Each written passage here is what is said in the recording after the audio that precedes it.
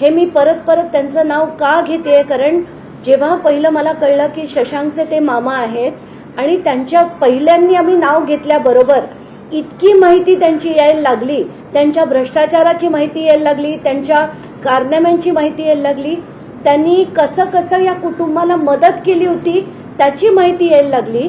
आणि आत्ताच्या घटकेला पहिलं मला हेच सांगायचंय की निलेश चव्हाणला पिस्तूल लायसन्स हे सुपेकरांनी दिलं. एवढंच नाही, शशांक आणि सुशीलला सुद्धा दिलं आणि त्याची माहिती मी व्हेरिफिकेशनसाठी पुणे पोलीस स्टेशनकडनं आता घेतेय. या व्यतिरिक्त हे जे जलिंदर सुपेकर आहेत त्यांच्या विरोधात हे महिला आयोगाला मयुरीच्या आईनी लिहिलेलं पत्र, त्याच्यात सरळ सरळ लिहिलंय की एकदा नाही अनेक वेळा मेहुण्यांचा धाक दाखवून आणि राजकारण्यांचा धाक दाखवून या कुटुंबाला हैराण केलं गेलं. मेहुण्यांचा म्हणजे जलिंदर सुपेकर. आता इथे असं लिहिलंय की माझा मेहुणा मोठा पोलीस अधिकारी आहे आणि आमच्या मागे मोठा राजकीय पाठिंबा आहे, म्हणूनच त्यांना हे सगळं करता आलं. आताच्या घटकेला दुसरा जो मला मुद्दाम दाखवायचा आहे, हे एक सुइसाइड नोट आहे. PSI साद्रे, अशोक साद्रे यांची सुइसाइड नोट आहे आणि याच्यात सरळ सरळ दिलंय की कलेक्शन करायला लावायचे जलिंदर सुपेकर, दिवाळीला पैसे द्यायला लावायचे, दागिने द्यायला लावायचे, सोनं द्यायला लावायचे. म्हणजे जसं हगवणे कुटुंब लोभी होतं तसंच हे सुपेकर सुद्धा लोभी होते आणि प्रत्येक गोष्टीत त्यांचं समर्थन होतं. त्यांची ताकद ही हगवणे कुटुंबाच्या मागे होती, म्हणूनच ते सगळं करू शकत होते. आता ही तिसरी गोष्ट, जलिंदर सुपेकर यांच्या मागे जानेवारी महिन्यात एक समिती स्थापन करण्यात आली. त्यांनी सगळ्या कारागृहांमध्ये जे खरेदी केली होती त्याच्यात 500 कोटीची ती खरेदीमध्ये घोटाळे झाल्याचा आरोप होता. ही समिती स्थापन करण्यात आली आणि ही पेंडिंग इन्क्वायरी असताना सुद्धा ते स्पेशल IG हेडक्वार्टर्स आहेत.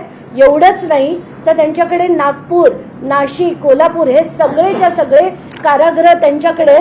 आत्ताच्या घटकेला मला मिळालेल्या माहितीनुसार कराडला सुद्धा जे समर्थन दिलं जाते ते थँक्स टू मिस्टर सुपेकर आहे. आणि आता मी तुमच्या पुढे एक अतिशय महत्वाचा ऑडिओ हा तुमच्या पुढे प्ले करणार आहे. ही जी चर्चा आहे, ही जो 500 कोटीचा स्कॅम सुपेकरांनी केला त्याच्यात माझं नाव वगळून दुसऱ्या 2 पोलिसांचं नाव घाल आणि त्याच्यात जे ADG प्रशांत बुर्डे आणि ADG अमिताभ गुप्ता यांचं नाव घाल आणि तुला जे हवं ते मी देईन असं सुपेकर म्हणताना ऐकू येतंय. ही व्हिडिओ क्लिप मी ताबडतोब CM's ऑफिसकडे दिली आहे, कारण गृह मंत्रालयाकडे ते देणं गरजेचं होतं. तर काल दुपारी मी ती त्यांच्याकडे दिली, काल रात्री मी ती CM कडे पाठवली आणि श्रीखर परदेशी यांच्याकडे सुद्धा ही मी माहिती पोहोचवलेली आहे. तर ही आत्ताच्या घटकेला जरी अनव्हेरिफाईड क्लिप असली तरी ही व्हेरीफाय करणं हे सरकारच्या हातात आहे आणि जे माझ्याकडे आहे ते मी फक्त मांडण्याचं काम करतेय. आणि याचा तपास ताबडतोब झाला पाहिजे आणि हे तपास होईपर्यंत जसं मी म्हटलं की हगवणे कुटुंबाला ज्या लोकांनी मदत केली त्या लोकांना शिक्षा झाली पाहिजे. कारण वैष्णवीचा जो मृत्यू झाला त्याच्या आधी जे मयुरीची मारहाण झाली, मयुरीला पण जो त्रास झाला, हे सगळं करण्याची ताकद त्या हगवणे कुटुंबाकडे याच सुपेकरांमुळे आली. तर आता मी तुम्हाला ती क्लिप ऐकून दाखवते, म्हणजे पोलीस किती मॅन्युप्युलेटिव्ह आहेत, कसे ते सगळे अहवाल सुद्धा बदलण्याचं काम करतात ते तुम्हाला ऐकू येईल.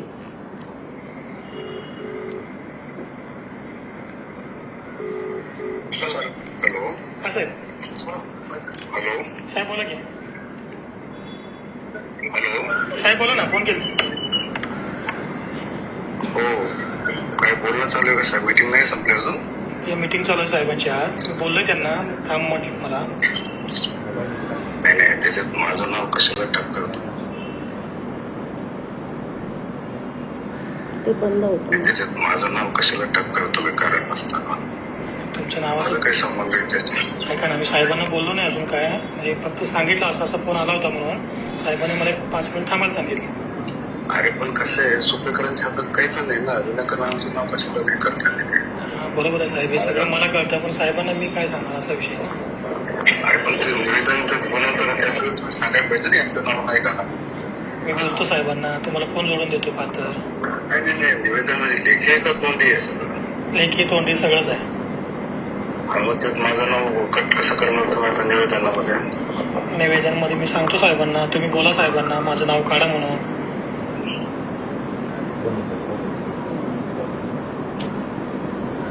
कट मारतील.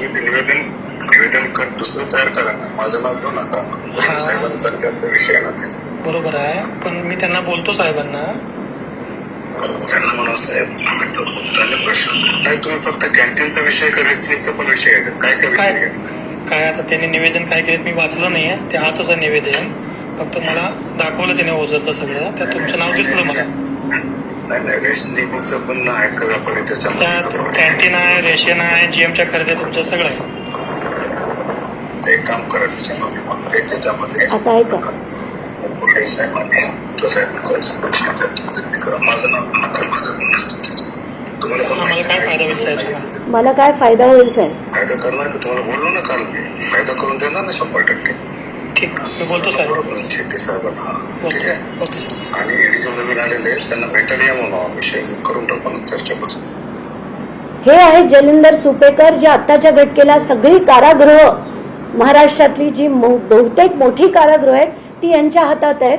आणि काही काळानंतर आता मला वाटतं हे हगवणे कुटुंब सुद्धा जर जेलमध्ये गेलं, ते सुद्धा यांच्या सुपेकरांच्या मदतीने त्यांना सुद्धा सगळी VVIP ट्रीटमेंट दिली जाईल. तर माझं असं निवेदन आहे की आत्ताच्या घटकेला जोपर्यंत ही इन्क्वायरी पेंडिंग आहे तोपर्यंत यांना या सगळ्या कर्तव्यातनं बाहेर करण्यात यावं अशी विनंती मी सीएमना केली आहे आणि सीएम ऑफिसकडे पण केलेली आहे. हे दाखवणं मी माझं कर्तव्य समजते म्हणून मी ते दाखवलंय, कारण तिथे जर ते दाबलं गेलं तर जनतेपुढे हकीकत आली पाहिजे म्हणून मी आता हे जे क्लिप आहे ती प्ले केलेली आहे. धन्यवाद. तर हे सगळं प्रकरण एकंदरीतच किती गंभीर वाटतंय, कारण ही ऑडिओ क्लिप जो आहे तो आता नवा आणि एक पुरावा आणि याचे साठलोटा सगळ्या मोठ्या लोकांपर्यंत पोहोचतात. मोठे मासे सुद्धा सरकारने शोधायला हवे असं वाटतं. नाही, नक्कीच. जसं आपण म्हणतोय की निलेश चव्हाणला पकडलं का, तर तो बाळ घेऊन गेला. ते या कुटुंबाला ही जी ताकद मिळाली, जी लढण्याची म्हणजे या सगळ्यांचा छळ करण्याची ताकद का मिळाली, कारण त्यांच्या मागे एका मोठ्या मेहुण्याचं नाव होतं, जे नाव जलिंदर सुपेकर यांचं होतं. आणि जर काल ते म्हणाले की माझा त्याच्याशी संबंध नाही, माझे ते दूरचे नातलग आहेत, तर दूरचे नातलग असते तर रोज त्यांचं नाव घरात घेतलं गेलं नसतं. त्यांनी जी मदत केली, जसं मी म्हटलं की हे हगवणे कुटुंब मागे जेव्हा मयुरीला मारहाण झाली तेव्हा सुद्धा हे फरार होते. फरार असताना करिश्मानी येऊन FIR करून पुन्हा ती फरार होती. या मागे हे सगळं जे होतं, पोलिसांची जी मदत होती ती कोणामुळे होती, या सगळ्या गोष्टींची चौकशी झाली पाहिजे. आत्ताच्या घटकेला 6-7 दिवस हे जे कुटुंबातले 2 व्यक्ती फरार होते ते कोणाच्या संपर्कात होते, कोणी त्यांना फरार व्हायला सांगितलं, या सगळ्या गोष्टी आता बाहेर आल्या पाहिजेत. आणि जसं मी म्हटलं, या सुपेकरांविरुद्ध 1, 2, 3, 4 गोष्टी पेंडिंग असताना आत्ताची ही ऑडिओ क्लिप ही जी बाहेर दाखवतीये की माझं नाव वगळून तुम्ही अमिताभ गुप्ता आणि ADG प्रशांत बुर्डे यांचं नाव घाला म्हणणारे जे अधिकारी आहेत, अशा मॅन्युप्युलेटिव्ह अधिकाऱ्यांविरुद्ध सक्त कारवाई झाली पाहिजे असं मी गृह मंत्रालयाला विनंती करते. वैष्णवीच्या मृत्यू प्रकरणात एक धक्कादायक ट्विस्ट आलाय, म्हणजे पोलीस रिमांड कॉपी हत्येचा संशय बळावला आणि त्याच्यामध्ये तिला वेगवेगळ्या हत्यारांनी मारहाण केल्याचं किंवा हत्या केल्याचा एक संशय आलेला आहे. बिलकुल. पहिल्या दिवशीपासून मला वैष्णवीचे वडील तेच म्हणतायत की ही आत्महत्या नाहीये, हिचा घात झालाय. प्रत्येक वेळेस त्यांचं तेच म्हणणं होतं. आणि माझ्याकडे जे आलेले फोटोग्राफ्स होते आणि जी पोलिसांची जी पहिले होते फाइंडिंग्स आणि मेडिकल रिपोर्टचे ते सगळे जे आले होते, त्याच्यापैकी एका फोटोमध्ये 3 भोकं होती तिच्या शरीरावर. ती देखील मी ट्विट केली होती आणि संशय व्यक्त केला होता की ही आत्महत्या नाही, कदाचित घात झाला आणि तेच आता रिमांड कॉपीमध्ये स्पष्टपणे आलेले आहे. शशांक हगवणे, सुनील हगवणे, निलेश चव्हाण या तिघांकडे सुद्धा बंदुकीचा परवाना होता. त्यामुळे या तिघांना नेमका हा बंदुकीचा परवाना कसा काय दिला? कारण का बीड नंतर पुण्यात अशा पद्धतीने ही परवानगी मी आताच जसं म्हटलं की या तिघांनाही परवाने माझ्या माहितीप्रमाणे आणि अतिशय चांगल्या सोर्सेसमधनं मला माहिती मिळाली की फक्त निलेश चव्हाणलाच सुपेकरांनी नाही तर शशांक आणि सुशीलला बंदुकीचा परवाना हा सुपेकरांनी दिला होता. आणि ही माहिती आता मी सीपी ऑफिसमधनं सकाळीच मागवली आहे. आत्ता ती मला मिळाली की ती पण मी माध्यमांकडे देईन. पण याचा अर्थ कारण गन लावली, दहशत निर्माण केली की लोक घाबरतात आणि म्हणूनच अवास्तव गन्स कोणालाही देण्यात येऊ नये. पण निलेश चव्हाणला जसं ग्रामीण यांनी नाकारलेली होती जी परवानगी ती सुपेकरांनी त्यांना दिली. म्हणजे यांचा रोल आता हे दोघं तरी आपण समजू शकतो की बाचे होते, पण निलेश चव्हाण जो त्या घरातला जवळचा होता त्याला पण जर लायसन्स दिलं असेल तर आपण काय अँगलनी म्हणू शकतो की सुपेकर या कुटुंबाच्या जवळचे नव्हते. त्यामुळे ते जे बोलतायत आणि जे सत्य आहे ते फार फार वेगळं आहे असं मला मांडायचंय. सुपेकरांच्या बाबतीत तुम्ही एव्हिडन्स असं म्हणतात की सीएमना दिलेले आहेत किंवा सीएमओ ऑफिसला दिलेले आहेत, गृहमंत्री स्वतः देवेंद्र फडणवीस, तुमच्या याच्या बाबतीत काही बोलणं झालं किंवा एव्हिडन्सच्या बाबतीत त्यांच्याकडनं काही रिप्लाय? मला देवेंद्र फडणवीसांचं उत्तर आलंय की मी ताबडतोब याची इन्क्वायरी करतो. तर आत्ताच्या घटनेला माझ्याकडे आलेली माहिती मी आधी 24 तास आधी त्यांच्याकडे दिली आणि मगच मी याच्यावर प्रेस कॉन्फरन्स घ्यायचं ठरवलं. म्हणजे त्यांच्याकडनं इन्क्वायरीचं कन्फर्मेशन आल्यानंतर, कारण ही गोष्ट लोकांपुढे सुद्धा जाणं गरजेचं आहे की जे जलिंदर सुपेकर म्हणतायत की हगवणे कुटुंब माझ्या लांबचं दूरचे संबंध होते, दूरचे नव्हते, कुटुंबाशी खूप चांगले संबंध होते आणि पदोपदी यांचाच दाग दाखवून त्या दोन्ही सुनांचा छळ झाला आणि म्हणूनच आज वैष्णवी आपल्यामध्ये नाहीये. काही प्रकरण हाय प्रोफाईल आहे, त्यामुळे यामध्ये राजकीय दबाव सुद्धा वापरण्याची शक्यता नाकारता येत नाही. त्यामुळे याची निष्पक्षपाती चौकशी व्हावी यासाठी काही मागणी करणार? मी आत्ताच्या घटनेला जे जे येत आहे, जसजसं येत आहे ते तसतसं आपण मांडत जातोय. पण आपल्याला आधी माहिती आहे की राष्ट्रवादीकडनं पण आलं होतं की आमचा आणि याचा काही संबंध नाही, तो आमचा कुठलाही पदाधिकारी नाही. मग कळतंय की ते पदाधिकारी म्हणजे तुळशीचे मुळशीचे ते तालुका अध्यक्ष होते. आणि यास एवढंच नाही तर त्या करिश्मा हगवणेच्या इनॉग्रेशन पासून, म्हणजे खरं तर इनॉग्रेशनला जाणं त्यांच्या शोरूमच्या हे चांगले संबंध असल्याशिवाय होत नाही. कार्यकर्त्यांच्या लग्नात जाणं गोष्ट वेगळी आणि अशा इनॉग्रेशनला सुद्धा सुनेत्रा पवार होत्या. फोटो तर अनेक होते, फोटो असतात, मी ते समजू शकते, पण सुप्रिया सुळे आणि शरद पवारांबरोबर फोटो सुद्धा त्यांचे होते. मला आता अशी खात्री पटली आहे की राजकीय पण त्यांच्याकडे पाठबळ होतं आणि पोलिसांचं पण होतं. म्हणूनच या कुटुंबाची इतकी हिंमत झाली की ते इतका छळ त्यांच्या सुनांचा करू शकले. पण जर राजकीय पाठबळ असेल तर मग काय नेमकं व्हायला पाहिजे? कारण स्पष्टपणे फोटो दिसत आहेत नेते त्यांच्यासोबत. नाही, नक्कीच. इनफॅक्ट अजित पवारांनी जेव्हा तो प्रश्न विचारला होता की ही गाडी त्यांनी मागितली का तुम्ही दिलीत, याचा अर्थ त्यांच्या मनात ती शंका होती, तेव्हा चांगले मंत्री म्हणून त्यांनी खरं तर सांगायला पाहिजे होतं की मी असं कृत्य करणार नाही. पण तसं न करता त्यांनी ती चावी दिली. हे अतिशय चुकीचं आहे, त्याच्यावर टीका होणार आणि त्यांना ती टीका ऐकून घ्यायला लागणार आहे.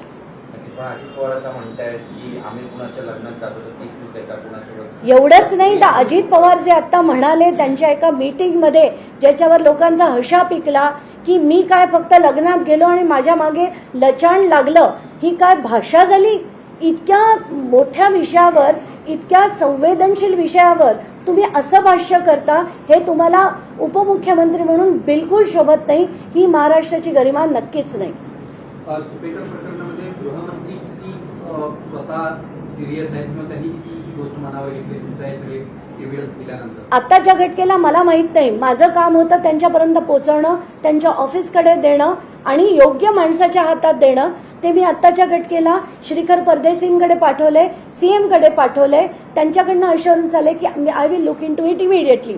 आता लवकरात लवकर त्यांनी बघून सुपेकरांवर कारवाई करायला पाहिजे, कारण सगळीच्या सगळी कारागृह त्यांच्या हातात आहेत आत्ता.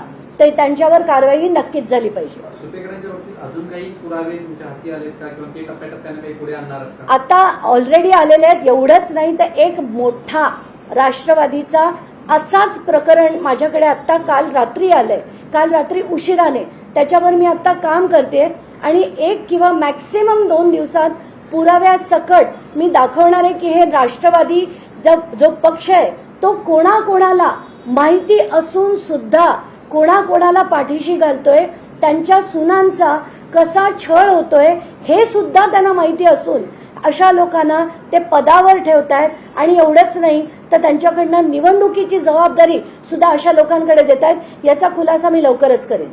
काही एक तर अजितदादांकडे पुण्याचं पालकमंत्री त्यानंतर बीडचं पालकमंत्री ते पालकमंत्री त्याच जिल्ह्यांमध्ये अशा स्वरूपाच्या गंभीर घटना घडल्या आहेत. त्यामुळे एकंदरीतच कसं पाहताय?